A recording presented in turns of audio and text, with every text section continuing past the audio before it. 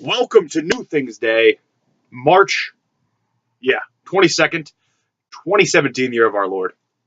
On time this week, is a little late last week. I was going to do it again late this week.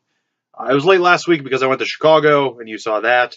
But tomorrow I'm actually leaving to go see Cher, and I was going to wait till after that because I will definitely have at least one new Cher t-shirt, and perhaps some other new things. But I decided I don't know. I'm not getting home until probably late Friday. So we'll do this now, and you will see the Cher merchandise next week, if that's something that interests you. Well, actually, you're going to see it unless you fast forward if you watch the video. So really, this is turning into videos of things you're not interested in that you're watching. Although very bland week this week, all I have is comics, regular books, no cereal. Nothing else fantastic. I got a new thing of pre-workout, but I don't think anybody's interested in that. Then again, let's just turn my channel into cereal and pre-workout. I'm sure there is an audience out there for that. Maybe some people put pre-workout in their cereal. Now that's a twist on it. And a little watermelon-flavored pre-workout and some tricks might work out pretty well. Although pre-workout and milk just grossed me out. I don't want to talk about it anymore. We'll start off with the comics, as usual. Two books I did not get this week because they didn't come in. Shop just got short of them. Didn't even get one issue of either of them in. And that's Curse Words number 3. I think it's 3, which I was really excited about. And Underwinter number 1.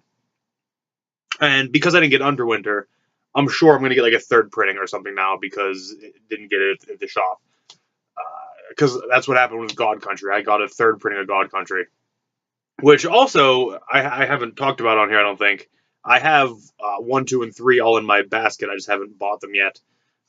Don't know why. Don't know why. They're just in there. Start off with the books I did get. Full Killer number 5. I think this is the last issue of this. And I guess we got a mini out of it. I guess we should be happy about that. Because it's actually very good. I really, really enjoyed it. So let's hope so.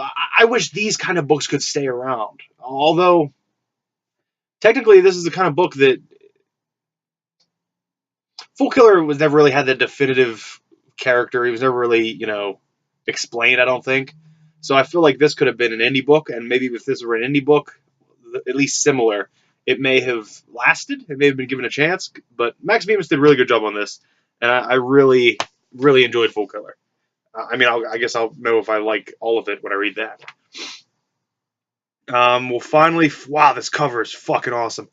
We'll finally figure out what Fury said to Thor in Unworthy Thor number 5. This will probably be the first book I read. Only because there's no Archie this week. But look at that fucking cover. Wow. But I'm excited for that. Another book I'm actually really excited for, and another book that's the last one, I believe. Uncanny Inhumans number 20. I've really liked this book, and it was such an undertow. Part of the word I'm looking for. It was such a parallel groundswell with everything else that was going on with the Inhumans. This was working along with it, but doing its own thing underneath everything. And I really enjoyed that. I think I'm on both of the new Inhumans books, but I don't really like the creative teams. Or I like the writing in one and not the art, and then I like the art in one and not the writing in another. Or I don't like the team. I'm going to try them out because I love the Inhumans. I'm an Inhumans guy. But I'm not really... If I'm honest, I don't have too much hope for the new Inhumans series. A book that I don't think I've shown on here yet because although I've read them and they are in my bin, unlike God Country, which I didn't read but are in my bin, I've read these when I was at work and they're in my bin. Ultimates 2, this is number 5. And this book is on such a giant scale. The art is great. I'm really, really enjoying this book, and I like what's happening. I like what's going on. Anybody knows me, I'm a cosmic guy. So this is right up my alley. And adding America to the team makes it even better because she is fucking great. A lot of cursing today. Wonder why. I don't know. Maybe it's because I'm going to be in a car with my mother for 4 hours and I feel dirty and rude cursing around her. I don't know. Don't think I will not overuse every pun involving share that I can. I'm happy to share this experience with you. Have a seat in the share chair. Guess that's all I got for now. Hopefully there'll be more.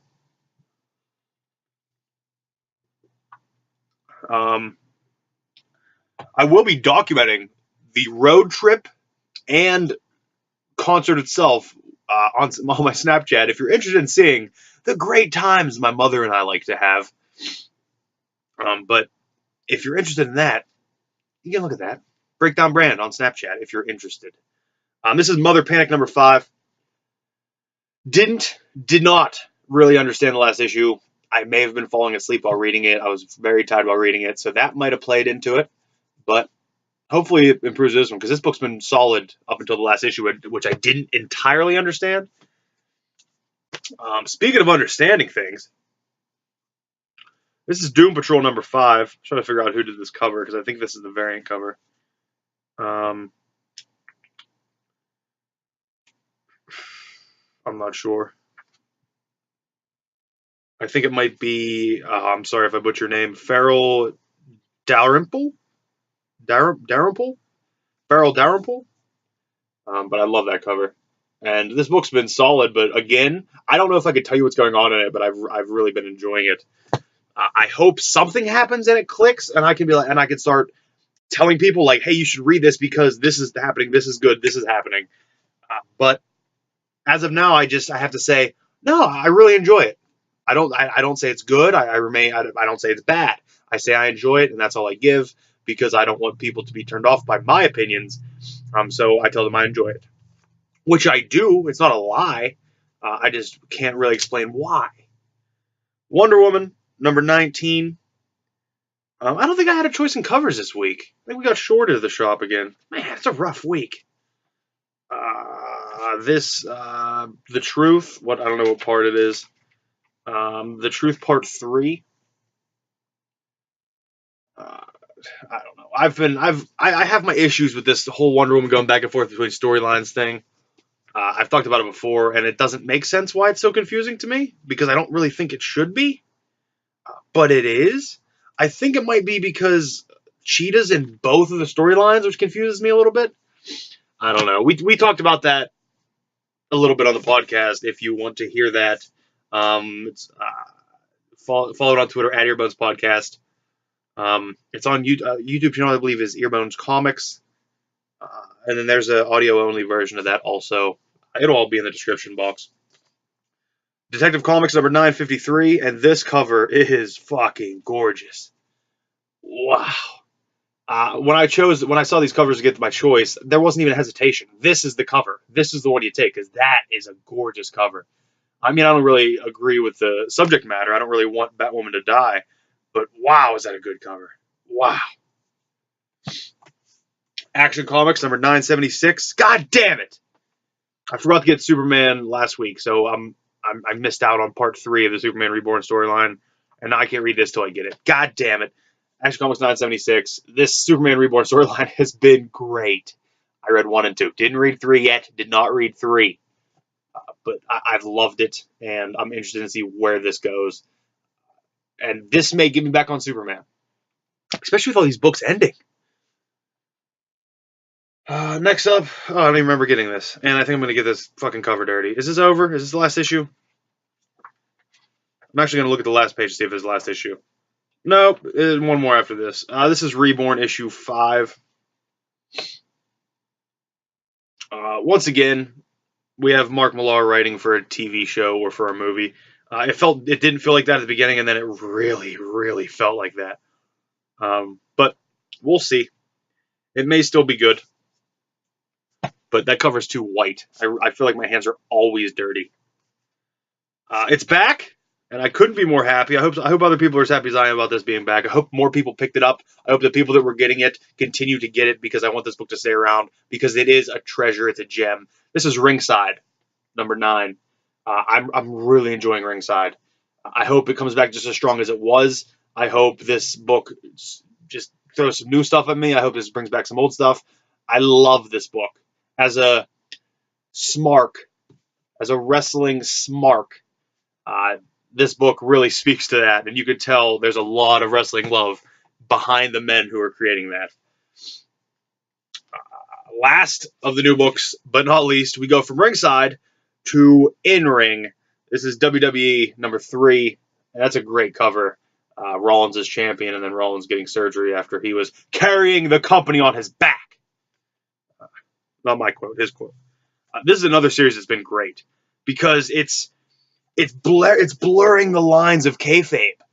It's continuing in-ring story arcs with the in-ring characters outside into like their real lives in a storyish way, and it's fantastic.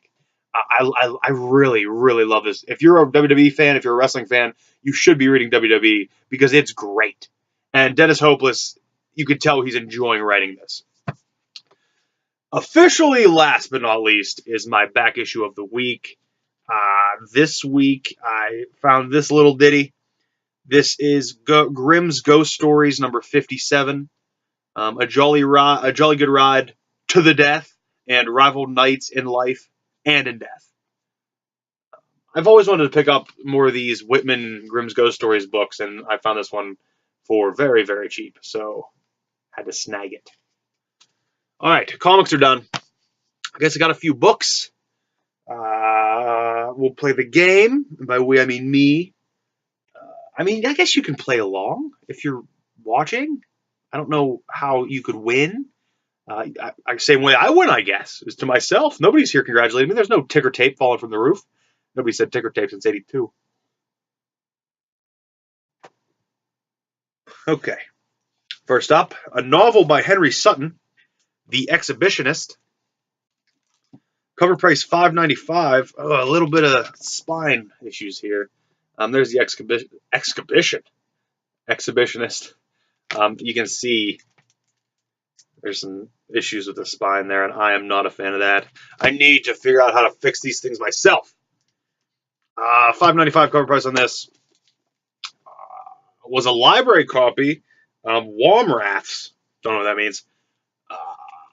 1971 on Exhibitionist.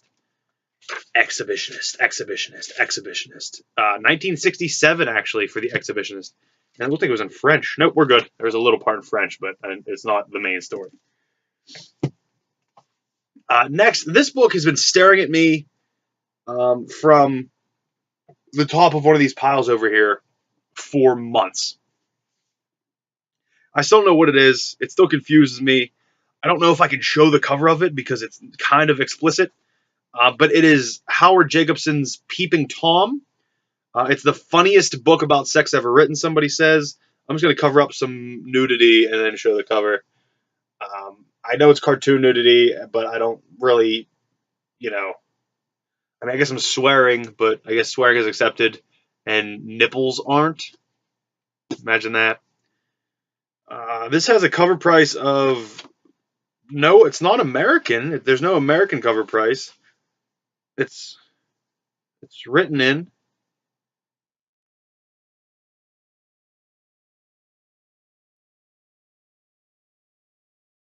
Oh,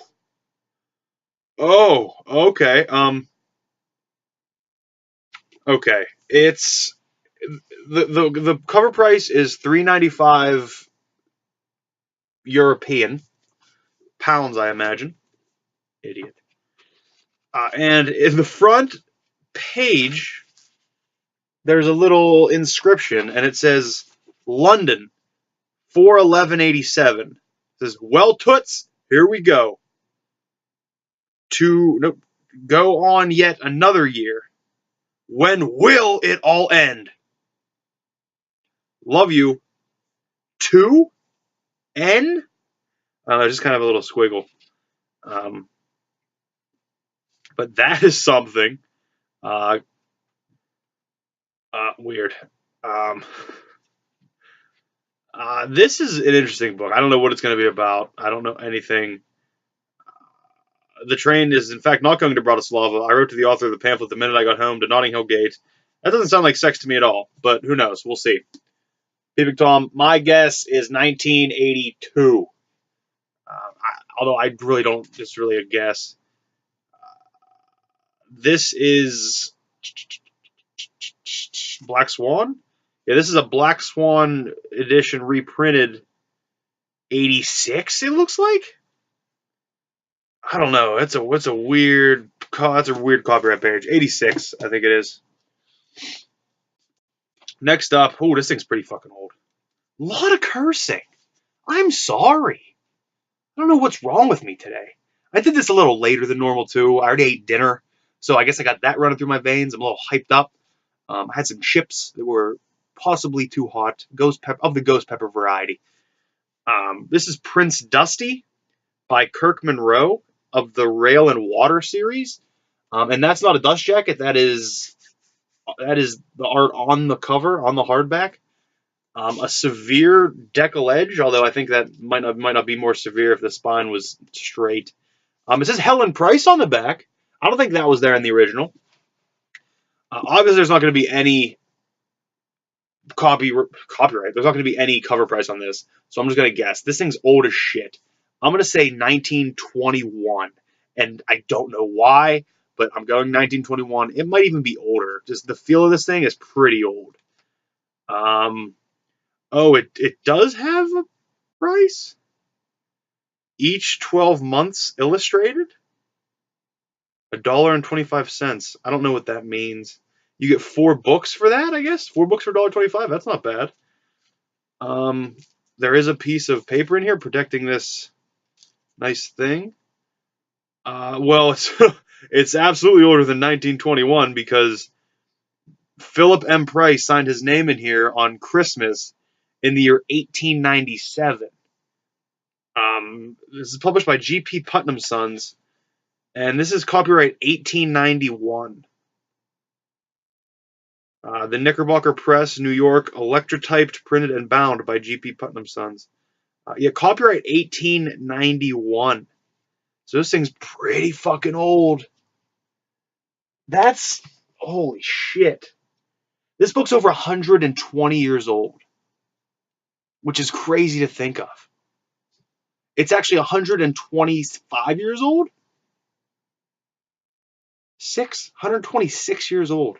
That's an old book. I'm not mad about the spine being a little twisted now because this book's old as shit. And I'm going to be honest, I'm kind of excited to read it. Next up, I showed some of these before. This is from the Modern Library the collections. There was a sub publisher on these. I can't remember who it is. I think it might be Random House. But this is Flowering Judas and Other Stories by Katherine Ann Porter. This is the Modern Library books. They're a little smaller and they're all kind of simple hardback. I don't remember when any of these came out, so I'm just gonna wing it. I think 1964. And wrong again. This is 1934 copyright. And somebody's writing in a pencil up top. Inserted material from Master Plots 2, pages 856 and 858. She spent her girlhood in Texas and Louisiana and received most of her schooling in small convent schools in the Smith. How does somebody know this much about Katherine Porter? And then they just wrote a year above it? And now contents arranged in order for publication? This is fucking amazing, actually. Whoever had this book knew a lot about Katherine Ann Porter. Did I say the year on that? I think it was 34, wasn't it? Yeah, 1934. Okay, next up. Oh, this book feels dusty. Poul? I'm going to say it's Paul, but it's spelled Poul, P-O-U-L. Maybe Poul. Poul Anderson, There Will Be Time. Published by Nelson Doubleday. Weird cover. Weird cover. Same on the back. Hardback. Ooh, nice decollage. Severe decollage, even with a straight spine. Holy shit. It's a book club edition. So, it feels dusty. I'm going to go with that. Feels dusty. 1971. I think it's earlier. I think it's 64. I think it's 66, actually. 66. But 71 was my first guess. That's what I'm going to go with. I'm glad I went with it. It's 1972. Okay. Don't know anything about it. Soon after his birth in 1933, Jack Havig's parents experienced the first of many frightening incidents associated with their son. One day he seemed to disappear, and then reappear before his terrified mother's eyes. Okay, sounds like some kind of supernatural thing. I'm in. Tucker Halloran's A Cool Clear Death. It's a Cam McCardle mystery. It was a library book. Library bound. It was last taken out in February 2nd, it was due February 2nd, 1999. $12.95 cover price. I'm going to say this is 1987 on A Cool Clear Death. And it is 1984. 1984, published by St. Martin's Press in New York. Next up, two left, The Wonderful Sibleys, a novel by William Meyer. Very retro, kind of vintage cover here, but I guess it wouldn't be retro at the time. I'm an idiot, I guess. Cover price, none. It's a book club edition. A guy named Don Bush wrote his name in it. That's fun. Got his autograph, guys. We got it. This thing feels pretty old. It's rear deckle edge again on that thing. By the way, I know I say all the time, I love a deckle edge. That's why I point it out all the time, because I love it. I'm going to say 1963 on The Wonderful Sibleys. 63 is what I'm going with. And published by Charles Scribner Sons. 1956. We have 1956 for The Wonderful Sibleys. So I didn't get one right today yet, huh? Whatever. Got one more. Got one more chance. This is Joyce Carey's The African Witch. And this cover art is astonishing. It's haunting, and it's in depth, and it's very telling. I don't know anything about this book is about, but I feel like the cover gives a lot of it away. Cover price of $3.95. I'm going to go, and this is for the game, because if I don't get this right, then I lose. 1964 on The African Witch. 64. Come on. Don't do me wrong. Don't do me wrong. Oh, well, it did me wrong, but I'm not mad about it. I'm never mad when I go higher, because that means the book's older than I thought it was, and it's probably in better condition than it should be. So this is actually, The African Witch is copyright 1936, which is actually a pretty damn old book. It's actually not that bad condition, which I'm all right with. I'm all right with that. And that's it. Somehow I still went 23 minutes. Sorry. You're welcome. I don't know what to say.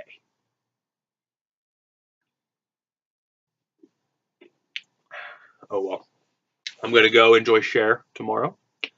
And then I'm going to probably gamble a little bit, which is not good. So I'm going to try to leave most of my money at home. I got to get my books here. No Archie this week. I'm bummed out, though. I wish there was more Archie. I always wish there was more Archie. I tried to talk. I was working last Sunday, and a young boy came in for his first time at the shop, first time ever at a comic shop. His parents brought him in. His dad was kind of into like similar things, but never was actually into comic books. But kid came in. He wanted some Ghost Rider. He wanted some X-Men. By the way, very young kid. And I tried talking that little boy into Archie. Shouldn't have. I realized my mistake immediately, and then transferred my efforts to the father. He wasn't really interested either.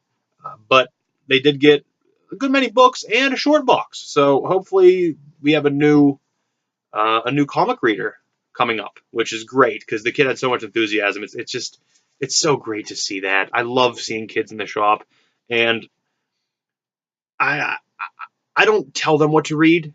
I ask them what interests them, and then let them make their decisions, because I went in a comic shop a long time ago when I was younger, and I felt like I was being told what I should read. And even to this day, I feel like some people still do that. They tell you what you should read as opposed to letting you, read what you could potentially want yourself. Um, so even not even just kids. If anybody comes in a shop, I tell them what I think's good if they ask, and if we're reading something similar, we'll talk about it. But I will never try to influence their decisions on what they read around what I like and what I read. And I hope this kid had a positive experience at the shop, and I hope he went home and enjoyed the books. Because actually, the first thing, wow, why am I going on like this? I can say all this on the podcast. You guys don't care on here. We were 25 minutes in. Thank you for watching. Love yourselves, love each other, and read Archie.